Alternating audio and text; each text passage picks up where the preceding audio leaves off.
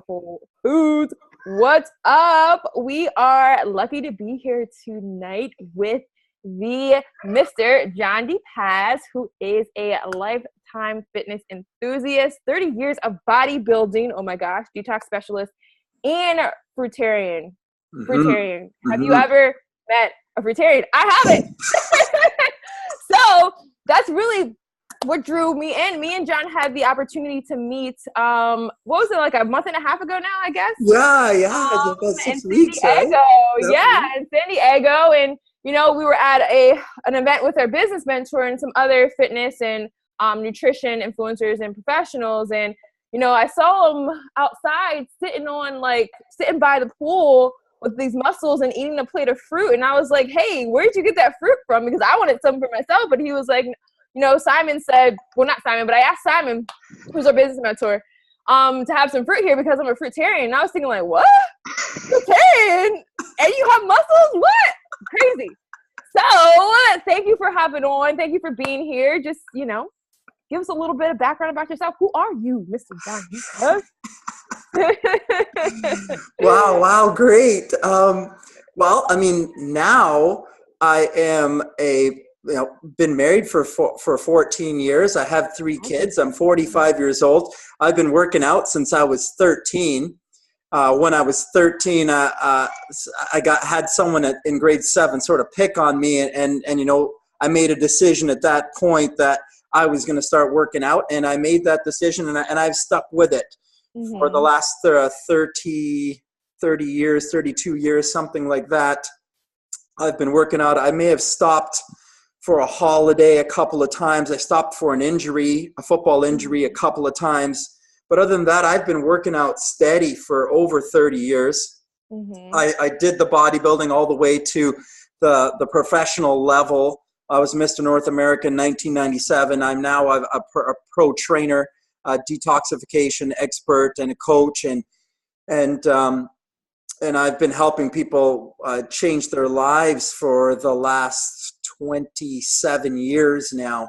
So this has been a lifetime commitment for me. I've always been involved in sport, athletics, bodybuilding, fitness, nutrition. And now I live on 80% fruit. 80% fruit? Yeah, I live on 80% fruit. I mean, I did live on protein 3 to 5 times a day. I mean, at one point in my life, I was eating a dozen eggs for breakfast and a dozen eggs for dinner.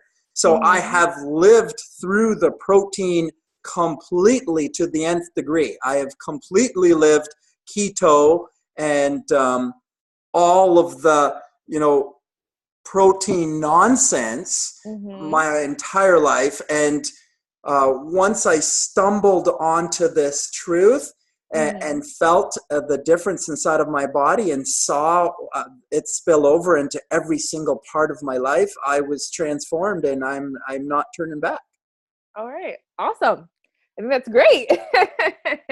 So before we dive deep into fruitarianism, I don't know if that's a word, but maybe it is. It works. Right? Tell me a little bit, or tell us a little bit of how you work with your clients. Like I saw some of your videos. So do you do like some yoga classes? I know you do personal training. Like how else do you? Yeah, I do personal training. Mostly I do semi-private training. So, you know, small groups of people, 3 to 6 people at a time. I run my business inside of my own home. I run my business with my wife. She's been a lifetime personal trainer as well. So we've got 3 kids. So we run our business. When I'm with the kids, she's downstairs, and when I'm downstairs, she's with the kids. So we switch out like that and run our business that way. And we see people for high intensity interval training, mostly 30-minute workouts. And we also take care of nutrition. And I don't only do fruitarian nutrition. I encourage fruitarian nutrition, but I understand also that, you know, you can't make anybody change their food. I mean, food is as close to a religion as it gets. Yeah. And I think that people are just as attached to food as they are to their religion. So, you know, if you want to change, it has to be something that a person chooses to do on their own. So I just like to provide information. And if people choose to want to learn further and explore alternatives more deeply, then I'm there to help them make the transition. And I don't expect people to make overnight transitions. It took me 6 months to stop eating meat. So it was a very slow transition as I learned, as I understood, and as I alkalized my body and started to feel the difference that made in my life, that I was more motivated to step further and further and further. So. Okay. Awesome. Nice.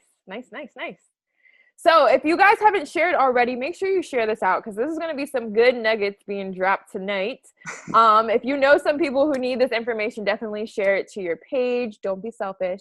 I liked how you said, though, that, you know, you don't really push your ideas onto people. You give people the information. If they want to do what they do, if they don't, they don't.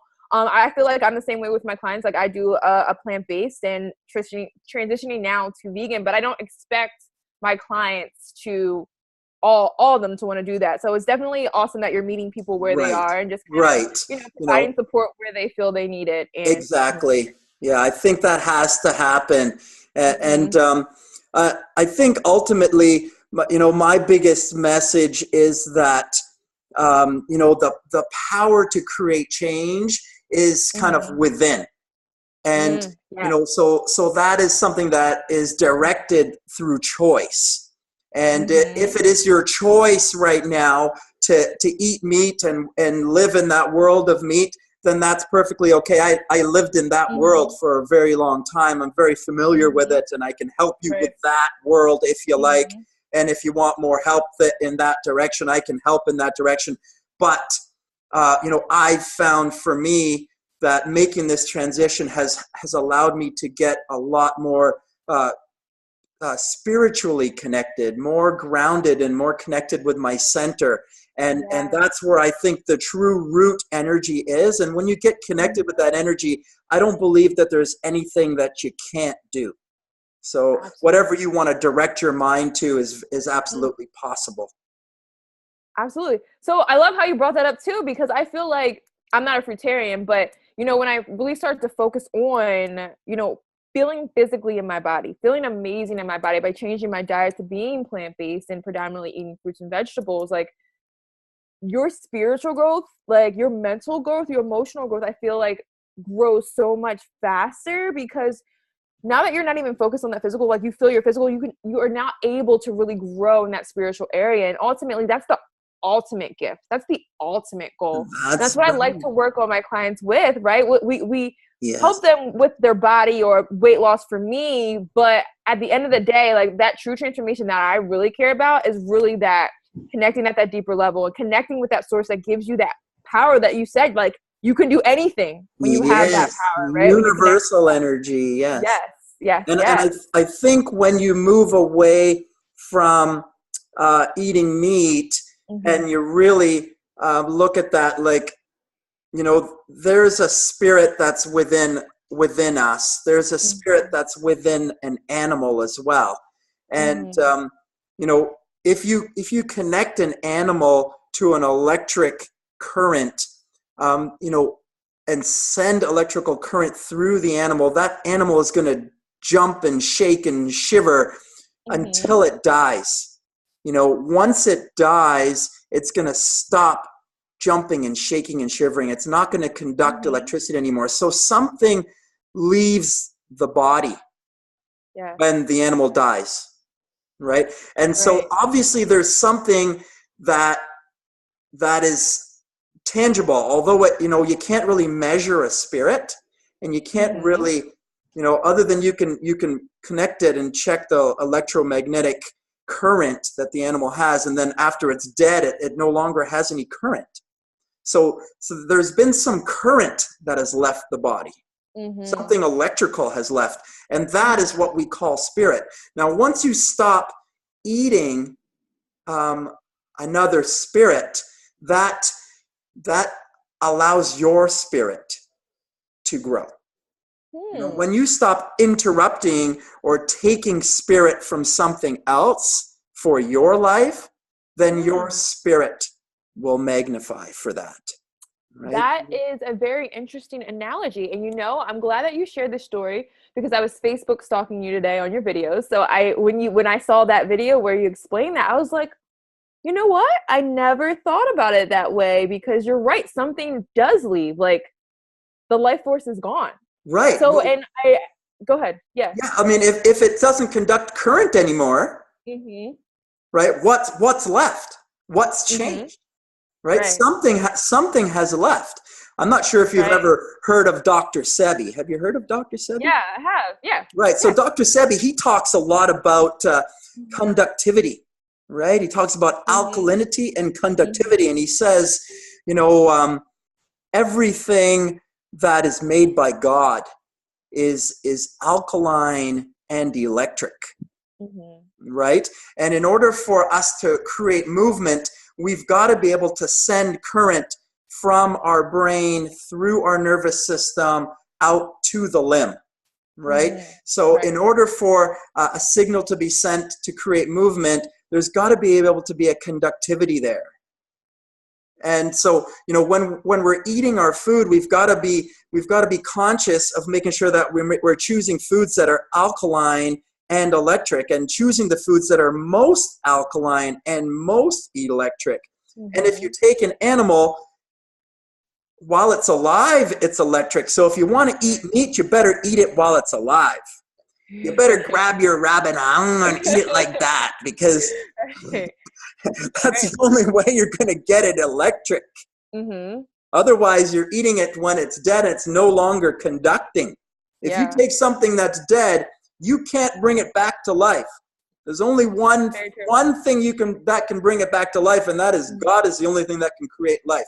So you can't take in a dead animal and consume it and then turn it into a live cell inside your body. Like, you can't recreate something alive inside of you from something that is dead. Okay, so if you have that thought still in your mind that there's still some nutritional value or more nutritional value in dead animal than you would get from something that's alive, a fruit or a vegetable, then there's something that's actually wrong with your psyche there. There's something wrong with us. We've been conditioned, right? We've been conditioned to think that. We've been conditioned, right? Incorrectly conditioned, right? So true happiness is more unlearning what we have learned. Absolutely. So you even shifted my perspective there when talking about like getting food from living things, because that's something that I always preach, especially when it comes to processed foods. Definitely focusing on you get life from eating other living things, but I never thought about to put that spin on like dead flesh, because it's dead. You're not eating it alive. So really, what is it? What are you getting? What is it? Yeah. What is it? Yeah. It's toxic. It's toxic. It's toxic. And I know, because I ate it 5 times a day for 30 years. And then as soon as I stopped, my entire life transformed. I dropped 40 pounds and a whole heap of pain, and a lot of digestive problems. I had inflammation issues in my body. And, most of all, it is just an emotional awakening and a peace that has come over me now from eliminating, this toxin from my body and my life. Okay. So then let's go into that a bit. Like, what made you choose, hey, fruitarian, 80% fruit? Like, what kind of, led you down that road? Well, you know what? The first thing was, about 5 years ago was the first time that I was, witnessed like one of those videos about the factory farming, those awful, ugly videos about all the awfulness of animals being raised in small little spaces, and that concept and that idea of us eating animals that had been raised in such kind of torturous environments, and then, us taking on the energy of the food that we're eating. And that sort of idea came into my mind about 5 years ago when I first saw a video like that. But at that time, I was still in the throes of my bodybuilding, and, Mm-hmm. you know, kind of the mentality, even though I wasn't bodybuilding anymore, I was still preaching protein and protein diets. So even though I was affected by the video, I couldn't see an alternative to meeting my protein requirement. I couldn't get over what I had learned as a kinesiologist, A what mental I had block been there. Okay. teaching for 25 years. I couldn't see how I could reverse that.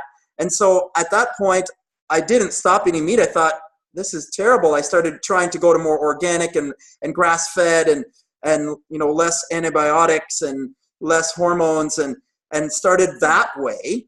Mm-hmm. And then you know, my daughter saw something that, you know, we were at Rib Fest, and my daughter got hit up by some of the vegans at Rib Fest that said, you know, you shouldn't eat the meat. They gave her a pamphlet. She was affected immediately. She was only about 12 or 13 at the time. And she said, you know, I don't want to eat meat anymore. Right. And I was kind of upset by that. That was about 2 years ago, you know, because I was so meatitarian and a bodybuilder and a personal trainer that was preaching and teaching, you know, protein diets. So I was very affected by her not wanting to eat meat and upset by that. But at the same time, I couldn't force her. I didn't want to force her to eat meat. I said, you can do your cheese and or cottage cheese or whatever, and eggs, and if you want to stop eating meat, that's fine. So she stopped it, and then my wife was having to prepare meals for her and the rest of the family, and that started causing some problems for my wife. And so my wife went that way. She went to less meat, and so she dropped about 10 pounds, and so I was witnessing that in her and seeing that in my daughter. And at the same time, I was finding I was just getting more and more pain inside of my body, and that I had a pain in my Achilles, I had a pain in my knee, I had pain in my hip, I had pain in my neck and my shoulders, you know, loss of range of motion and loss of mobility, and a pain that was seemingly getting worse, although I was the type of person that was so meticulous about my food that I didn't understand it, because I was eating protein and vegetables. I was doing what I was supposed to be doing. I was doing what I was told was right. I was doing what I had learned in school, what I've been preaching to my clients. So it was causing a lot of chaos. And so on New Year's Day this year, we went for a walk, a family walk, and I was like limping behind my family and thinking, geez, I can't even keep up with my family on a walk. You know, what's wrong with me? What is this? And I decided then that I'm going to try, the only thing else that I can try is reduce my meat. Like maybe it's uric acid, like maybe I'm acidic, maybe I've got some inflammation from the acidity. You know, I was studying about inflammation. I was trying to gather more, and I was coming into that uric acid idea. So I was thinking, well, you know, maybe I've been eating protein for 30 years. Maybe I should try reducing it. So I started to reduce it. And within a week, I started to feel like a little bit of an improvement in my sleep, which was a problem for 17 years. And a little bit of reduced problem in my pain. So I went a little bit further. And then as I went further into it, I started getting better and better results. And so I systematically reduced the meat products in my life until I was, just on like cottage cheese and eggs. And then I dropped the cottage cheese and I was just on eggs. And then I went to nuts and seeds for a month or two. I was doing a lot of nuts and seeds and fruits and vegetables. And I was really also at the same time, just because of some trauma that happened in our life in the last year, some chaos, I was also motivated to really work on my mindset and my focus. I was following a lot of coaches and a lot of the world leaders on, changing your life. And I was asking myself the right questions, like if I didn't have the answer, I was saying, what is it that I need to learn? What is it that I need to know? I was waking myself up thinking about this. What's wrong? What do I need to learn? What do I need to learn? And poof, I was given this document by Dr. Arnold Ehret, and it's over 110 years old, this document. And Dr. Ehret lived and wrote this document in 1910. And the information in this document is still not common knowledge. So as soon as I read it, I couldn't sleep. I read all night for a couple of days to finish the book. And I was immediately like, oh my gosh, that's the answer that I needed to hear. And it was a complete turnaround. I had already been reducing my meat. So I made the final switch to move to Fruitarian style eating, and just everything just kind of went right away. My weight dropped, all the rest of the pain went away, my sleep issues, my digestive problems, any pain that I had in my body, all the inflammation in my body, all just instantaneously changed. And I just got a really deep connection with spirit and my emotional life, my emotional life, which had been really dormant for a long time. And I was confused as to why.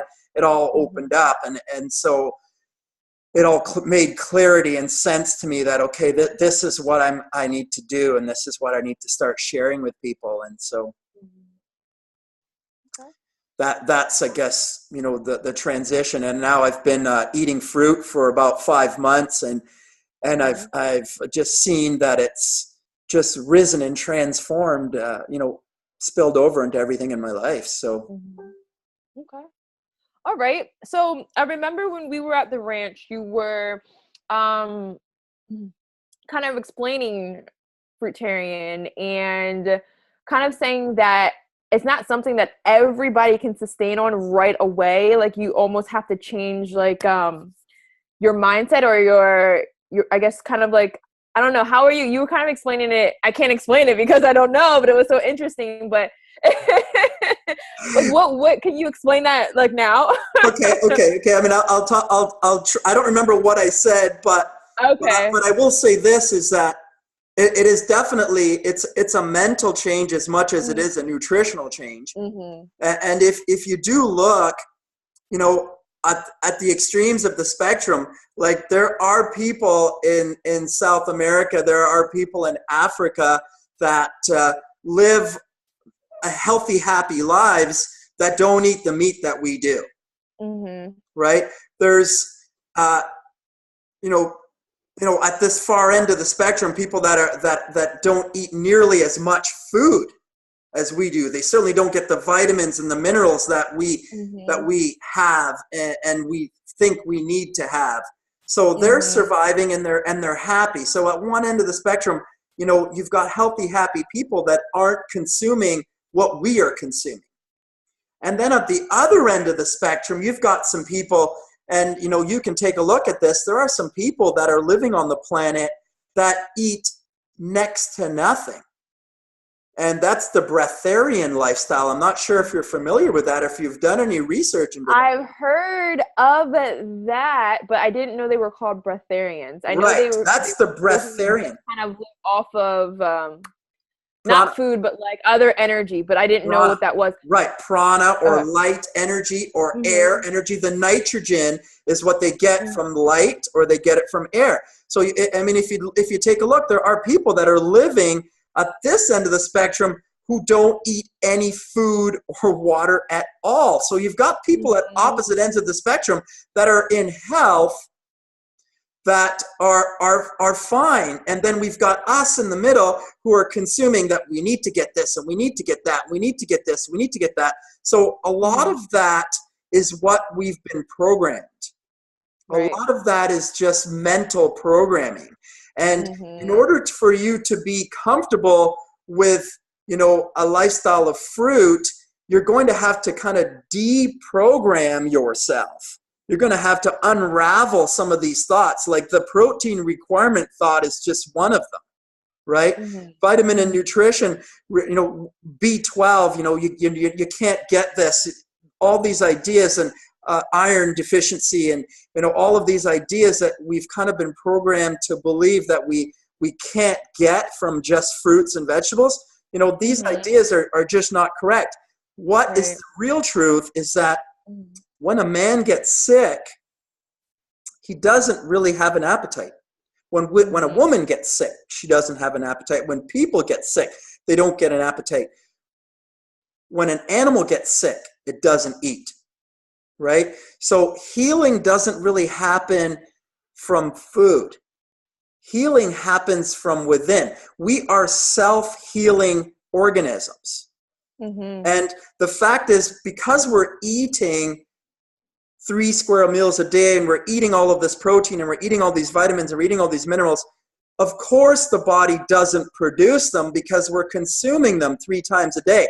However, if you systematically reduce the amount of food that you're eating and reduce these vitamins and minerals and all of this protein and all this stuff that you're taking, that your body will actually start to manifest that from light energy, from air energy, from water, from other things from within. Like the spirit of energy from within is actually capable of fulfilling all of our needs. And if we can unlearn and unravel some of the attachment that we have inside of our minds, then there's actually nothing that we can't do with regards to food and with regards to food needs. So food needs are really linked to thought and lack and limitation that we have within our own minds.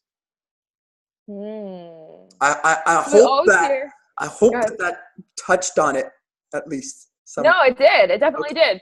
Because we always think about the limits that we have, like with completing a race or like not getting that job or I can't do this, but you never really think about the limits you have with food with, I grew up this way, I can't eat like that, but not about the limits as far as like creating like your own nutrients per se in your own body. Right. So right. That's really interesting, because I always say like you're limitless. You can do whatever you want. You just have to tap into that power. But I never thought of it like, oh, I can create, my own energy. Food per se. Energy.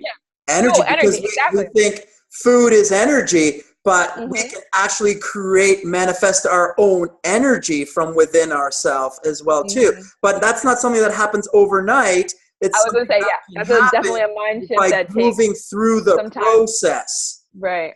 By moving through the process of detoxification, elimination, and then slowly breaking down the thought. Now, if you listen to Dr. Eric, who fasted for 49 days without food or water, and was the forebearer of this information, and who brought this into the world, and spawned breatharianism 110 years ago. He talks about health being not something that comes from outside of the body, right? He talks about health being more about eliminating the obstruction in the body than it is about actually getting something from outside of the body. So we always think we need to get nourishment from outside of ourselves. He says that you're nourished from within, and if you'll actually remove the toxic waste and toxic residue and things that are obstructing your life, that you'll have actually free connection to all of the spirit energy that's inside of you. And then with that energy, you can manifest anything that you want in your life. Okay. Very on the other side of the spectrum of what, many people would think, including myself, because I'm sitting here thinking like, dude, I could never just live on air. Like I couldn't, but you know what I mean? Like, but again, that might just be a limitation. Obviously, that's just a limitation with my own mind. You know what I mean? Because I've never been exposed. It's your limitation, right? So that's the thing. You would first have to say that I would want to know if that's possible. True. The first thought is, no, I can't. That is true. That's not possible. Right. And then the next thought, if you wanted to see if that was possible, the first thought would have to be like, I wonder if that is possible. Right. Right? And first, let me go listen to some people that are breatharian. Let me do some research. Is that real?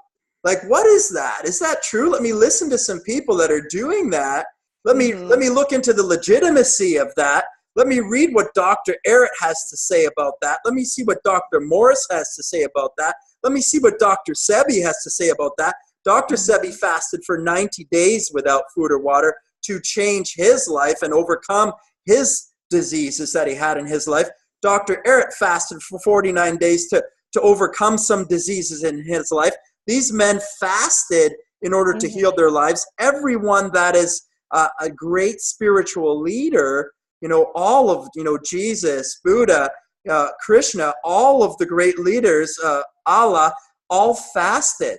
There's a connection between fasting and spirit, right? And once you're talking about getting in connection with spirit, you're talking about getting into connection with, universal energy. We're talking about the energy that, creates worlds, that holds us in orbit.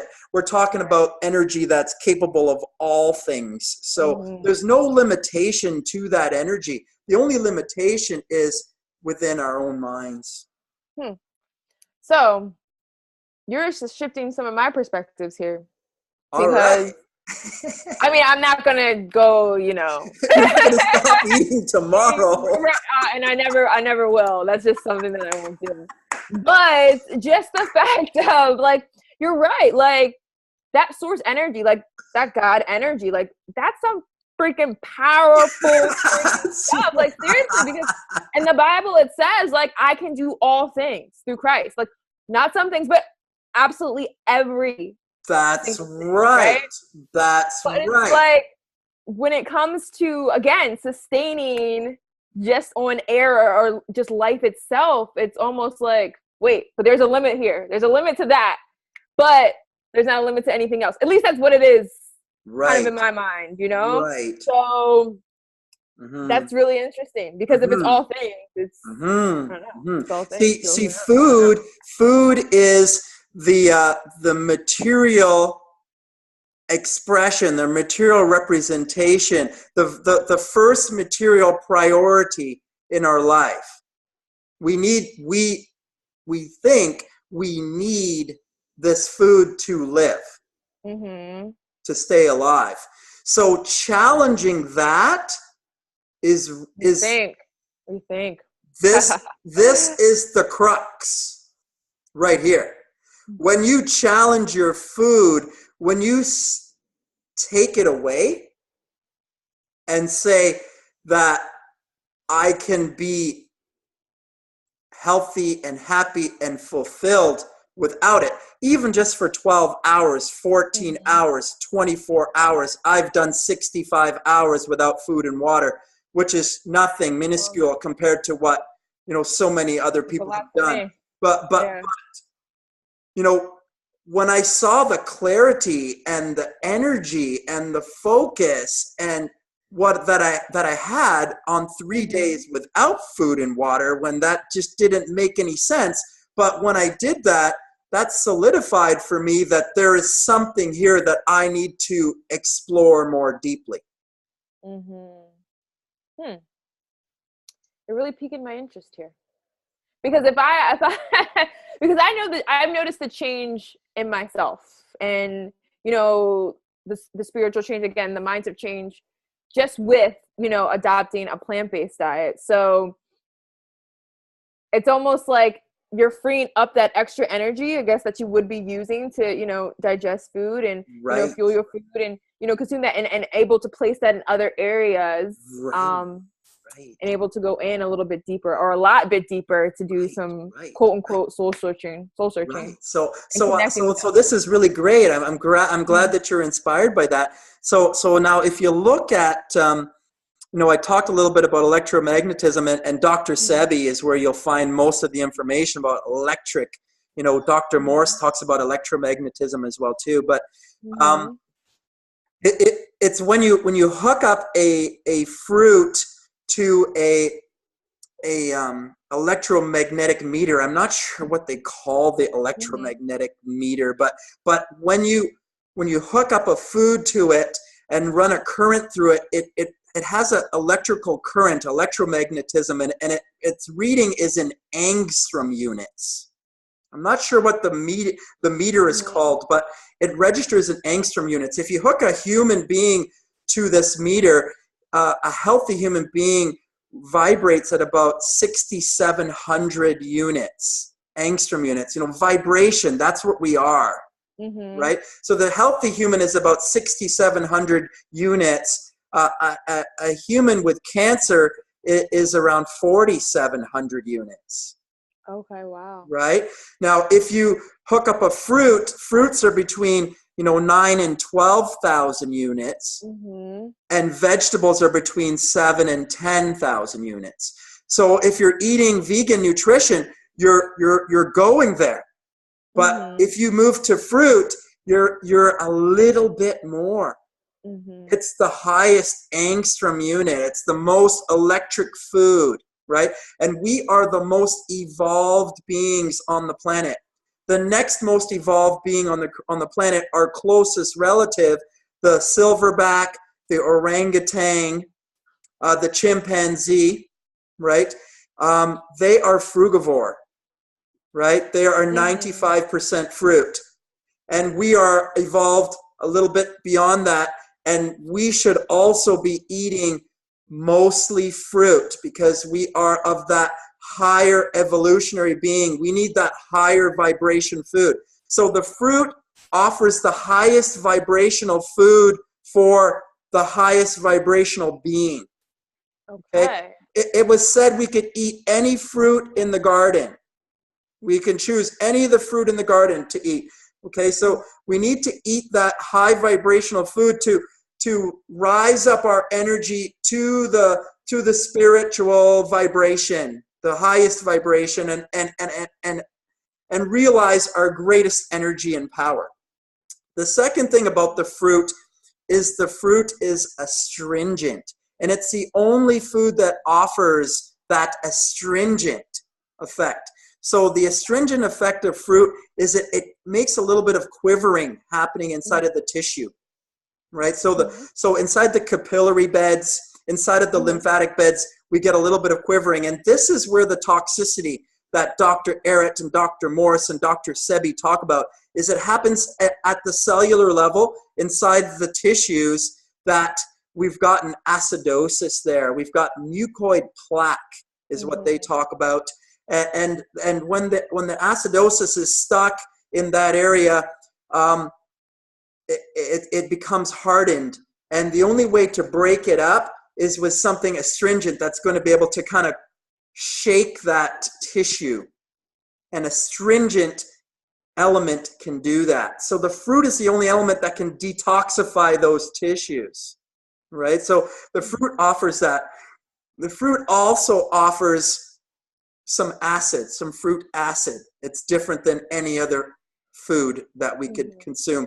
And that fruit acid is important to soften the plaque because the acidosis becomes very hard. It starts to harden, and then we can't absorb properly at the cellular level. So people talk about deficiencies. They talk about iron deficiencies and protein deficiencies. What Arrett's response to that is you got to talk about malabsorption. When your body is so acidic from eating 3 meals a day, you can't even absorb the nutrients properly.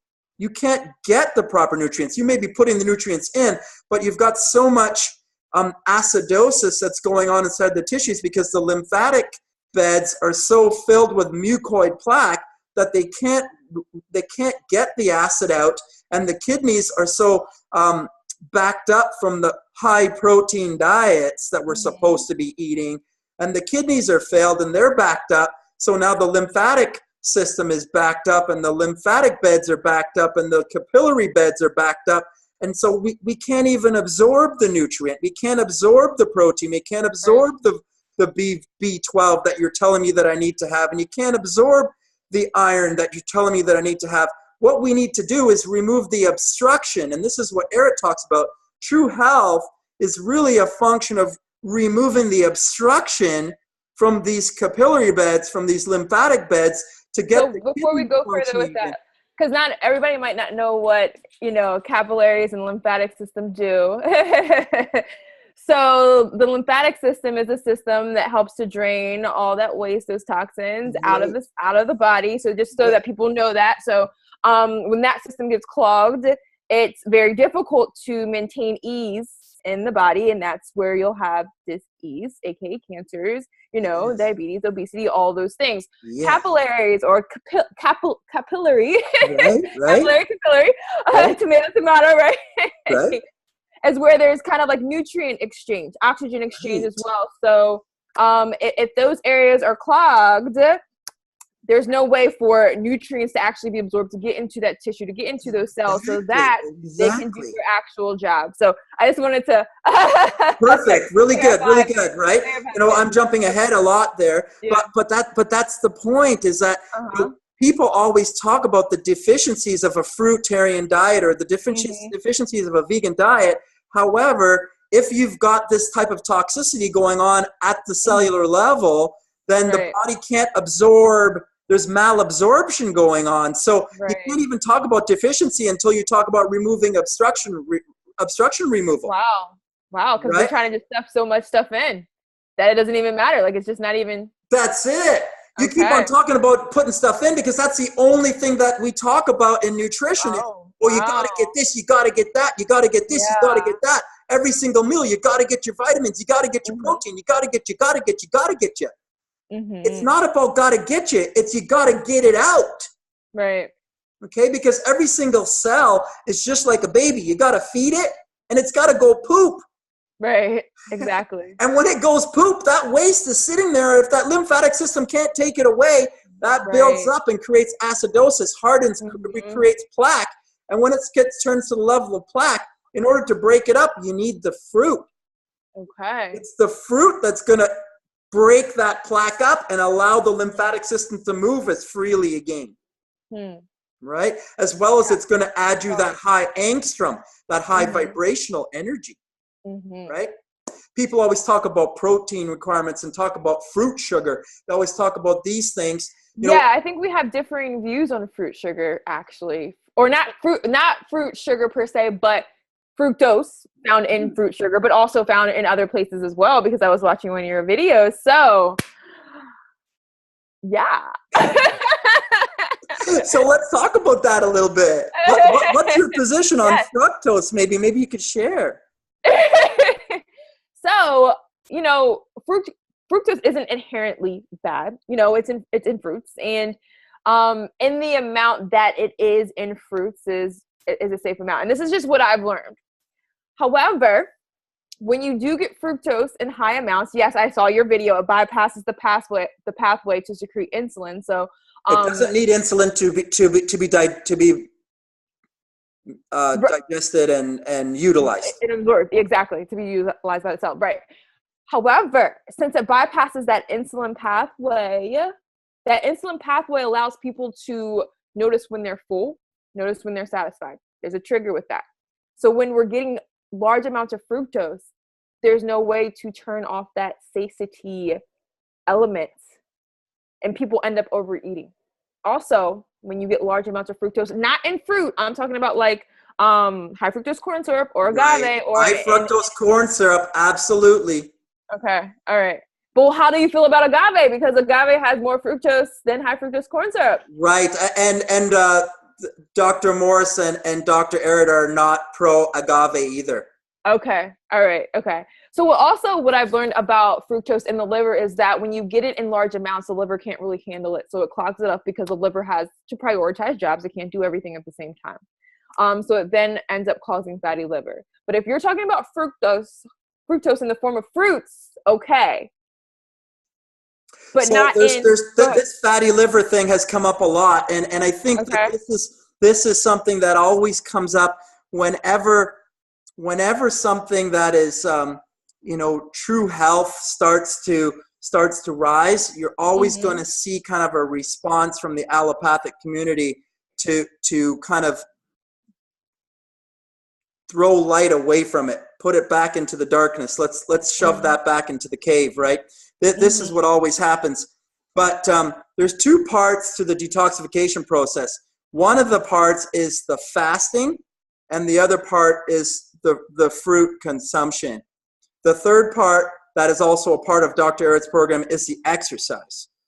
So if you're talking about fatty liver, one, every single day you're supposed to fast. So that you'll never end up with a fatty liver if you're fasting every single day. So, people that are on a detoxification program are fasting 14 hours a day minimum, 16, 18, 20 hours a day in a healthy detoxification lifestyle. So don't worry about that. So you're calling this detoxification a lifestyle. Yeah. It's not just something that you do to transition, but it's something that you continuously do. A fruitarian lifestyle, includes fasting and eating fruit. So while you indulge in the fruit for 6 hours, 4 hours, 6 hours, even 8 hours of the day, you're going to be fasting now for an additional 14, 16, 18 hours a day. So you don't have to worry about fatty liver or anything like that. I understand that.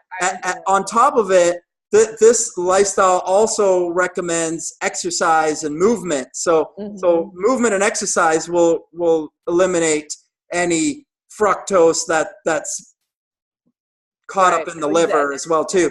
And the third one that you talked about there was about satiety, satiation. Pretty much means that, right? And you're not feeling hungry. And I'll tell you that, like, you eat a bowl of grapes, as I know because I do it every day, and you will not believe how satisfied you will feel. You will not overeat. You will not overeat anymore once you switch to a fruitarian diet. The fiber's there, right? And fruit, I don't think, and fruit you won't. But when I think of fructose, I think of obviously the extreme. So I understand now why you say that. That does make sense, especially since you're giving the liver like a time to actually do what it needs to do. That's it. There's a fasting period that if you read all of the doctors, if you follow all of the systems, if you start to really look into the process, there's always a fast and there's always exercise that's a part of the program as well too. So you don't have to fear any of this kind of information, this kind of negative information. Yeah. This is kind of our, like I say, our closest relative on the planet is frugivore. So why would we be something omnivore? Why would we be different? Our digestive system is closest to theirs. Why would we need to be eating meat and starch? Right. Agreed. I can dig it. but for sure. I mean, you know what? I can't change people's minds. I hope that I've inspired people. I hope that I inspired people to look into it more deeply and to check out Dr. Eric's work. And I think when you see that, how many thousands of people had their lives changed by these people, like by Dr. Morris over a 40-year career, Dr. Jensen, a 70-year career healing people like this. When you start to see the amount of people that have been transformed, and not only, if you look at the lives that have been transformed, but I mean, people with MS, an incurable disease, people with AIDS, an incurable disease, people with hepatitis, right? Numerous incurable diseases. If you look at Dr. Sebi's work and the fact that Dr. Sebi was in front of the Supreme Court of the United States in New York City in 1988. I mean, it's only 30 years ago that he was in front of the Supreme Court, and he brought 77 patients who had their disease turned around. 77 patients that had their disease turned around from eating fruits, vegetables, and herbs, and fasting. And, they had, 77 different diseases. They had the disease documented by an allopathic doctor. They went through the process with Dr. Sebi, and then they went back to get 2 other registered allopathic doctors to document that they were now free of that disease. And 77 people testified in the Supreme Court of the United States, and nobody knows that. Do that research, and you'll see that this information is out there, and for some reason is being debunked by some kind of negative force that's kind of holding it down, and always whenever it tries to kind of rise up, so for some reason it's just not profitable, is what I'm saying. Like the almighty dollar tends to be what makes things work in the West, and it's unfortunate that things that are natural and most appropriate for our human bodies, you can't sell those things and turn a profit from fruit. You can't sell herbs and turn a profit. So, there's a lot more profit in creating a drug that is acidic. Agreed. And selling that solution to you, or selling you meat, which is factory farmed and acidic, or selling you starch, which, comes in a box and is low fat and is highly processed and profits somebody. So, as long as it profits somebody, it's touted as kind of what we should be doing. And as long as it comes from the real natural earth, it's kind of told that it's going to, create a fatty liver. And, this kind of stuff really needs to stop going around. We really need to get educated as health professionals and stop the negative talk about natural foods. Whoa, was that a blow? Was that a blow? Because of what I said about fructose. No blows. I don't want to make any blows. I just want to say, take a look at what these leaders, these leading healers have done and said, and what they have realized and what they have shared, and take a look at and take a close look at what they've done and said, and realize that a lot of the stuff that's going around in the health community, because I told people to eat protein for 30 years, for 25 years. That's what I was told from the allopathic medical health community. That's what I learned as a personal trainer. That's what I taught. I was a health professional that was telling people to eat meat. So I'm just encouraging all of us health professionals to go further and look at the healers, right? You don't get to the healers. Well, how do you feel about, but it does sound like we are agreeing, because you don't like high fructose corn syrup, nor do you like agave. I don't like what? Agave. I don't like, yeah. And again, like, I've never used that product anyways, but I'm just sharing with you that Dr. Morris and Dr. Sebi and Dr. and Professor Spira do not like those products. Yes. Yeah. Okay. All right. So kind of at the end of the day, you're right. Follow the trail of money. Who's saying what, and who has an interest in you taking medication and eating these foods, and why do they push it so much? And for the people who bring an alternative to that, who are really in the spotlight, why do people try to push it down so much? Clearly, it's not of interest. And that's one of the main reasons why, like, I had cancer growing in my left knee, but I will not give to any American Cancer Association, Breast Cancer Association, because you're not really working on the solution. Right, absolutely. That's not the solution. Right. So exactly. Yeah. So it's sad, and that's the world we live in. But people like us have to definitely, we're the ones that need to pursue the truth and really look to the nth degree. And we're the ones that need to challenge all of the kind of information that comes down from the top to try to maintain the status quo. Right. Right. We have to challenge it. We have to challenge it. We have to share it and take it up. Yeah. Yeah. Take it up. taking up. We have to love. We have to be the lovers. We have to be the ones that share love. And we have to be the ones that are sharing true health and wellness to the planet. Right. And at the end of the day, it's great to have that healthy body and feel great in it. But again, at that deeper level, like there's so much more that comes along with that. So I really appreciate you sharing that and being here today. And before we go, share how people can find you. All right. Yeah, please like me, friend me on Facebook if you like this stuff. You know, please find me on Facebook, John DePass, JohnDePass, John DePass. Find me on Facebook, and my business is High End Fitness.